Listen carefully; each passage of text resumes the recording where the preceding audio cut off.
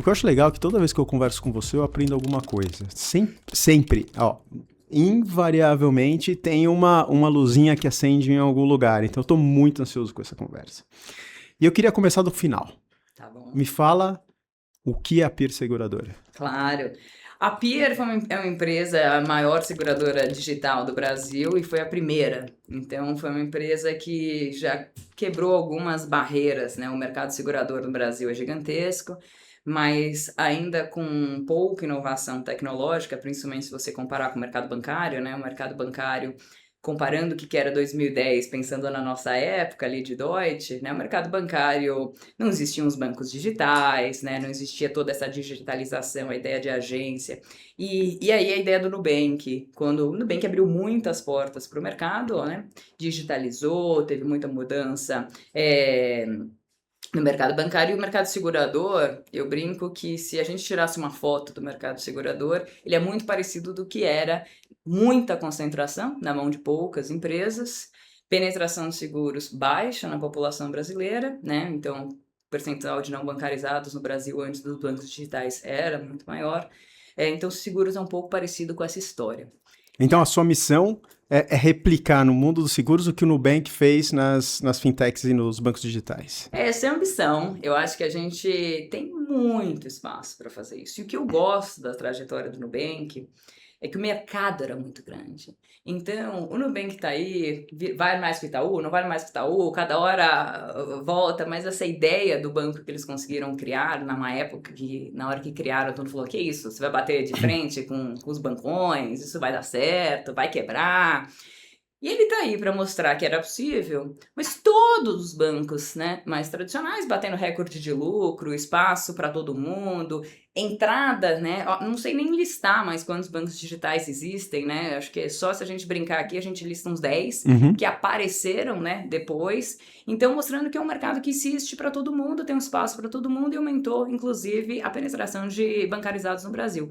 Então, quando eu enxergo seguros, eu vejo bastante esse movimento. É um mercado gigantesco, tem espaço para todo mundo, tem um espaço para a Peer, para trazer, dar uma chacoalhada de inovação e abrindo portas. Então, a Peer é uma empresa que nasceu com seguro celular, hoje tem seguro celular e automóvel, muito baseado em jornadas completamente de tecnologia, de dados completamente digitais, que é o cerne dos seguros, né? Seguros têm muito dados, esse movimento que a gente está vendo de IA na indústria de seguros pode ser completamente revolucionário.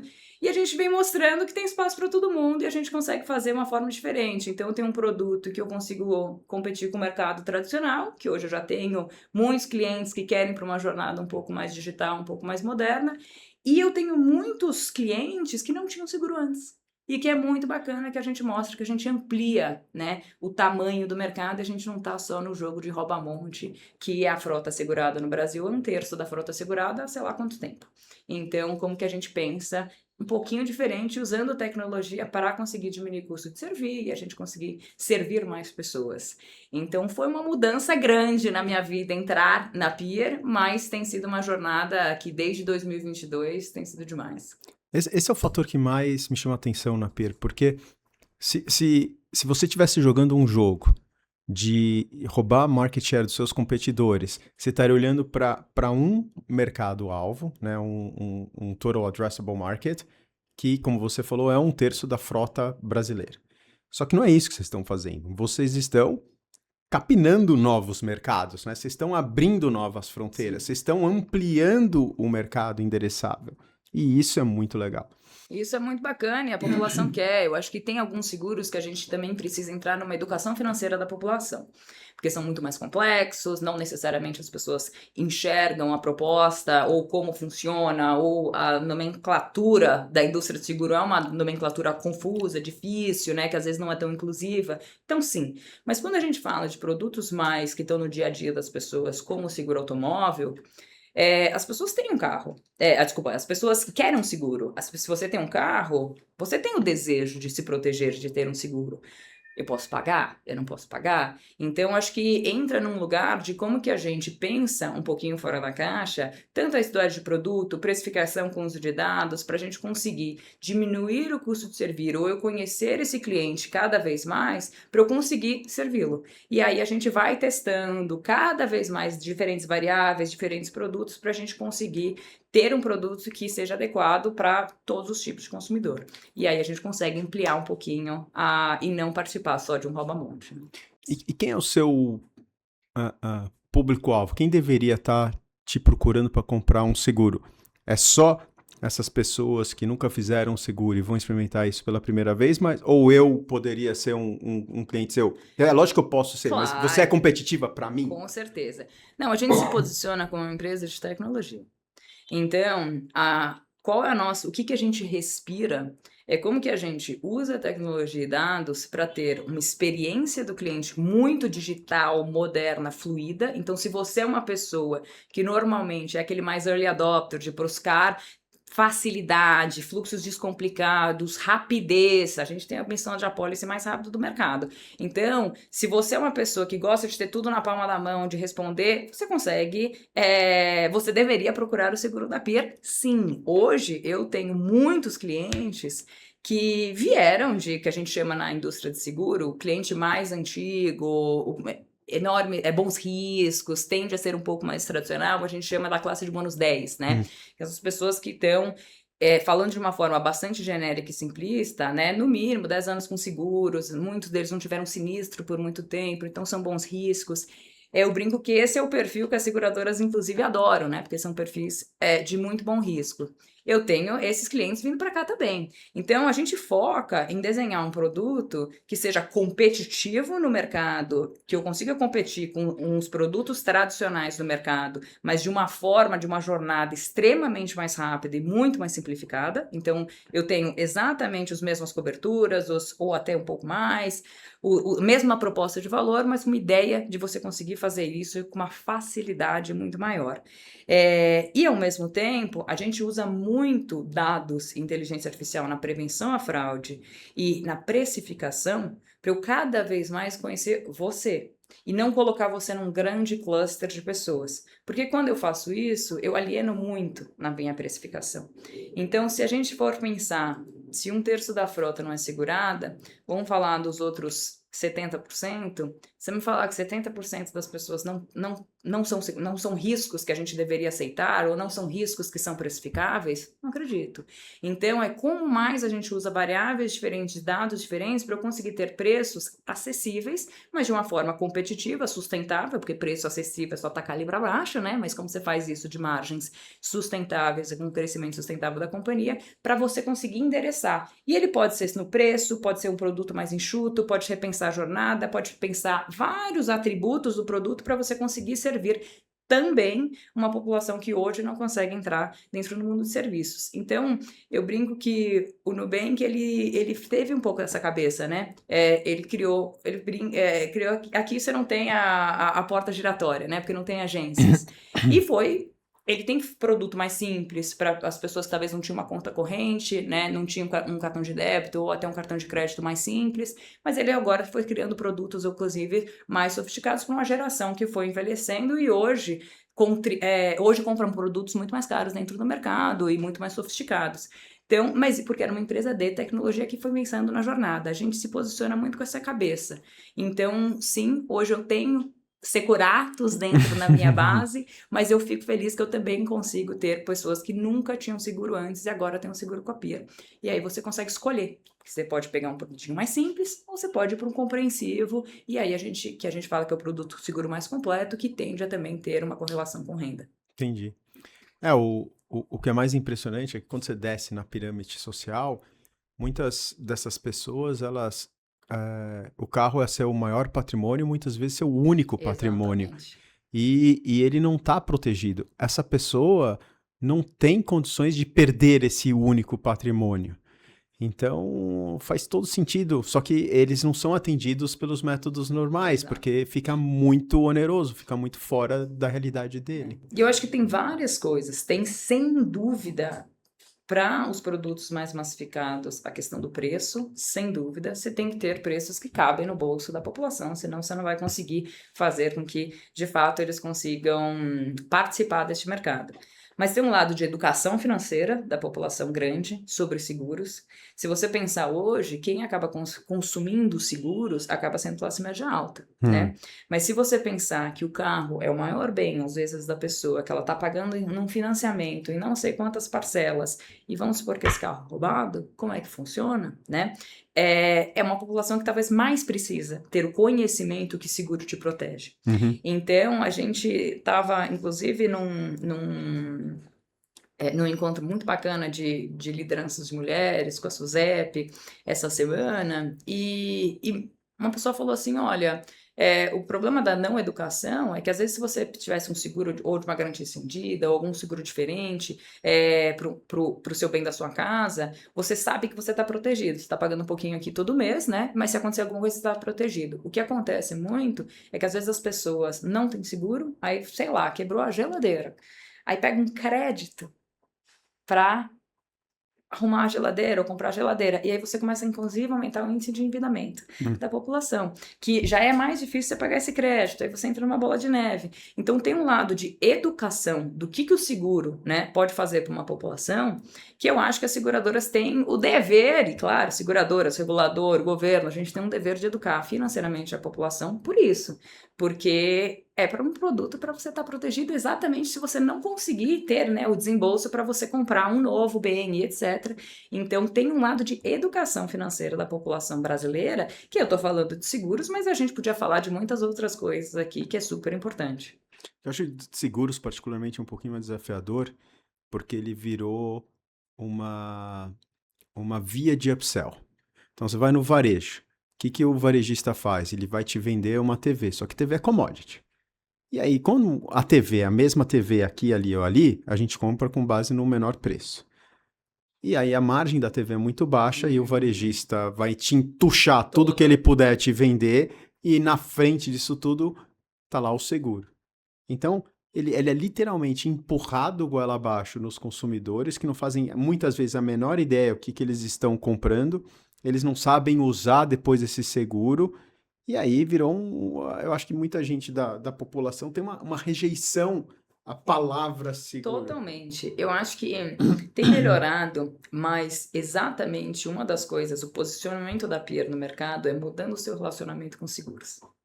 Exatamente porque a ideia e o relacionamento da seguradora com o consumidor, com os parceiros, tem um estigma, né? Porque lá atrás era um produto que, em alguns casos, empurrado, a pessoa nem sabia que tinha, ou com muitas letras miúdas dentro daquele contrato, que na hora que você fosse abrir o seu sinistro, muitas vezes você tinha uma burocracia muito grande, uma dor de cabeça muito grande para receber, que já causa uma desconfiança, e muitas vezes você tinha o seu sinistro negado. Então, vou dar um exemplo. A Peer nasceu no seguro celular. E numa época que o seguro celular já tinha chegado até o Procon fazer uma publicação para não comprar seguro celular porque era enganação. Por quê? A maioria dos seguros celulares até então eram vendidos no varejo, né? Empurrado, exatamente nessa mesma questão. As pessoas entendiam que tinham uma cobertura, por exemplo, de furto simples. Furto simples é o famoso alguém tirou o seu celular, vamos supor, do seu bolso e você não percebeu. Você está no ônibus, alguém puxou da bolsa, alguém puxou do que você não percebeu. Isso é um furto simples. E aí as pessoas acharam que todo mundo não sabe a diferença de furto simples, o que é um roubo qualificado. Gente, eu fui roubada. Você fala, eu fui roubada. Eu tenho seguro de roubo, eu fui roubada. Eu tinha, eu não tenho mais. E aí? E aí eles entravam com o sinistro nas seguradoras, e as seguradoras negavam e falavam, você não tem essa cobertura de furto simples. Não é que foi alguém que botou uma arma na sua cabeça, que tirou seu celular e etc. Não.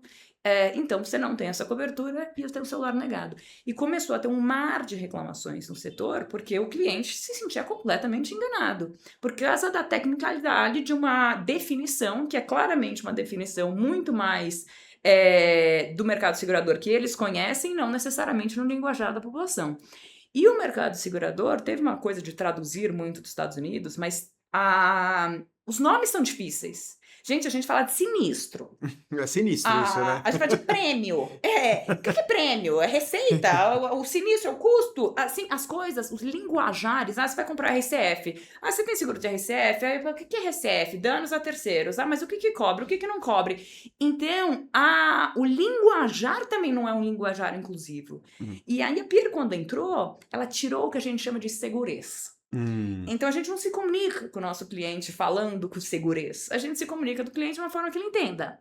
A nossa condição geral, nossos produtos, eles são traduzidos de uma forma que a população consiga entender.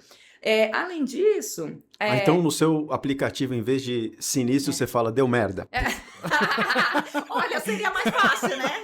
A gente for falar que o marketing e o legal não me deixam escrever tão claramente. Mas é isso, é claro. É uma linguagem clara. Não é uma linguagem que a pessoa quer ficar longe, porque isso aqui eu não concordo, isso aqui eu não sei, isso aqui não é pra mim. Uhum. Então, é trazer para perto. E a gente foi pensando a jornada do cliente de uma forma que a gente conseguia desburocratizar. Exemplo, diferente de banco, que a gente falou bastante de banco, né? Diferente de banco, que o seu engajamento com o banco é diário. Cara, todo dia você abre o aplicativo do banco, ou você passa o cartão de crédito, ou você faz um Pix, né? A seguradora é o famoso eu pago para não usar. Você já ouviu? Gente, ninguém falar comigo.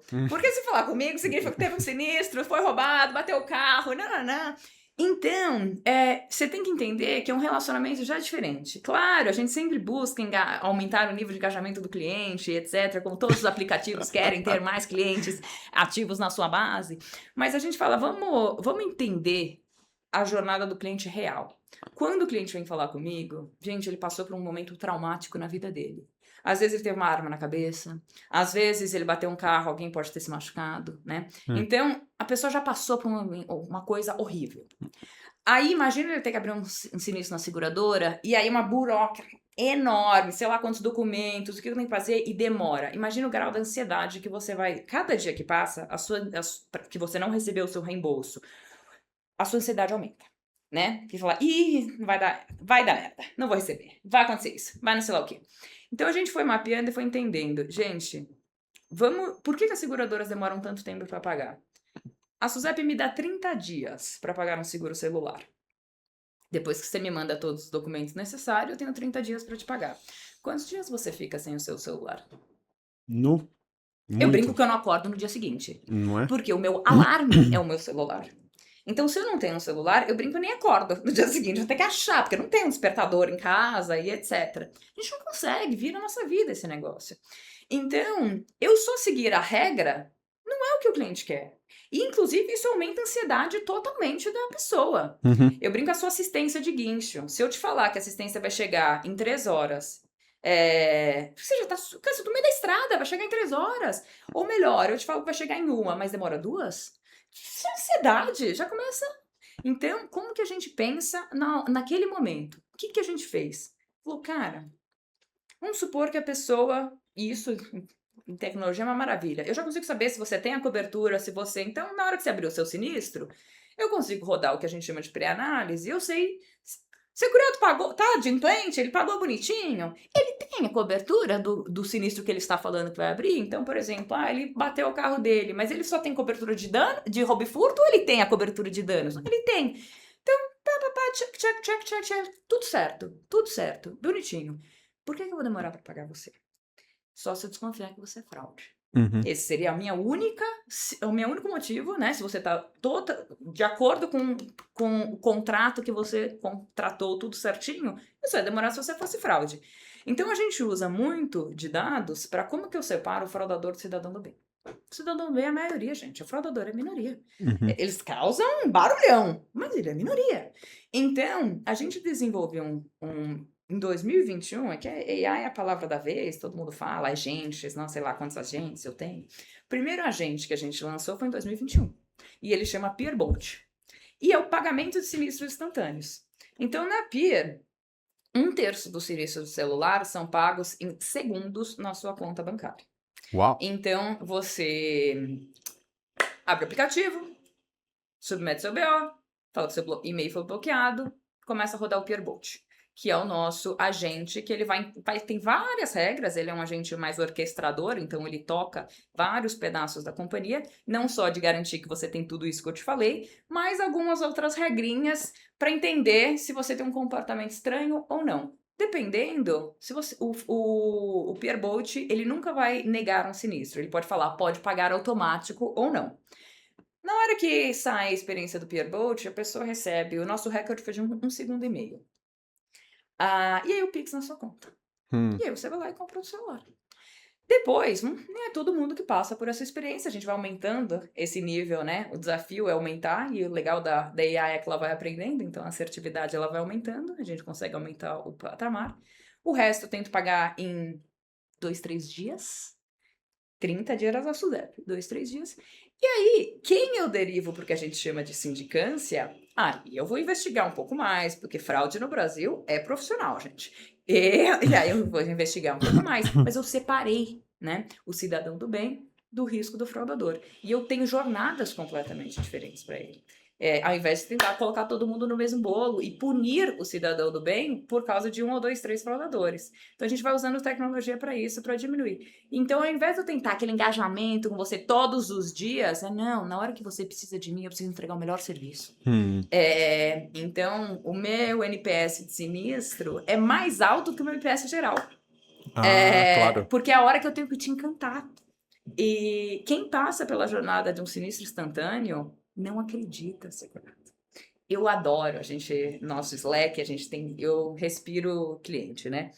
E então a gente tem integração com todos os nossos canais de review. Então, se você faz um review na App Store, ele sobe no canal do Slack e eu consigo ler. Se você faz um review no Reclame Aqui ou no sei lá o quê, qualquer métricas de avaliamento tá lá. Então, a gente respira. Nosso portal do corretor tem o NPS, que eu leio todos os dias o NPS dos corretores, o que tá bem, o que não tá, e etc. Então a gente respira essas métricas. E é muito legal ver relatos de pessoas que passaram por Peerbolt. Porque eles não estão acreditando.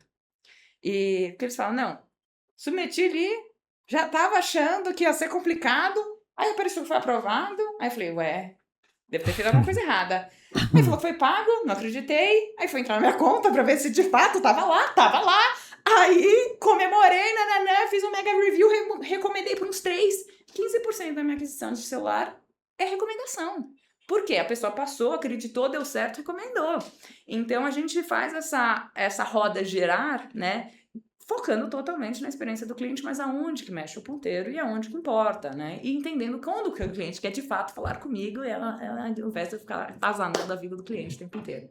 Muito legal, muito legal. Você entrou na Peer em janeiro de 2022. Isso.